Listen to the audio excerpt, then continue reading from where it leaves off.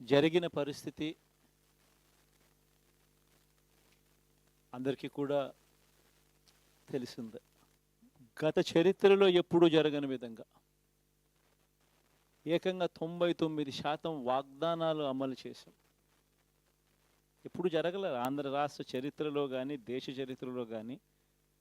ఈ మాదిరిగా మేనిఫెస్టో అన్నది ఒక పవిత్ర గ్రంథంగా భావించి అదొక బైబిల్ గాను, అదొక ఖురాన్ గాను, అదొక భగవద్గీత గాను భావిస్తూ టిక్కు పెట్టమని చెప్పి ప్రతి ఇంటికి పంపించి టిక్కు పెట్టమని చెప్పి ప్రతి అడుగుతూ ఆ ప్రతి అక్క చెల్లెమ్మల ఆశీస్సులు తీసుకుంటూ ఆ ఇంట్లో ఉన్న అవ్వాతాతల దీవెనలు తీసుకుంటూ ఏ రోజు కూడా ఈ మాదిరిగా బటన్లు నొక్కడం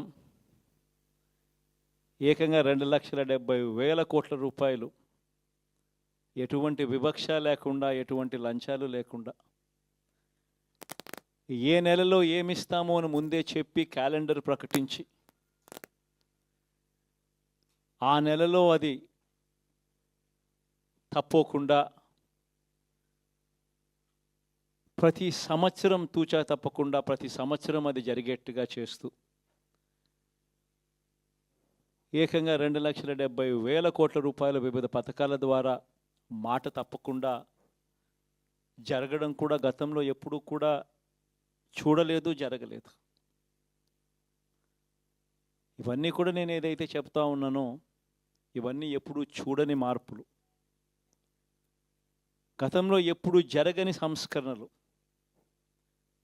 విద్యారంగంలో అయితేనేమి, వైద్య రంగంలో అయితేనేమి, వ్యవసాయ రంగంలో అయితేనేమి, సామాజిక న్యాయం అంశంలో అయితేనేమి,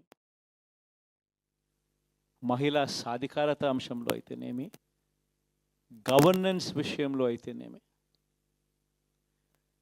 ఎప్పుడు జరగని చూడని సంస్కరణలను కూడా తీసుకొచ్చు. ఇవన్నీ నేను ఏదైతే చెప్తా ఉన్నానో ఇవన్నీ మనం చేసి చూపించి ప్రజల మన్ననలు పొందిన తర్వాతే ఎన్నికలకు వెళ్ళాం. ఎన్నికల్లో ఏమైందో తెలీదు. 5 సంవత్సరాలు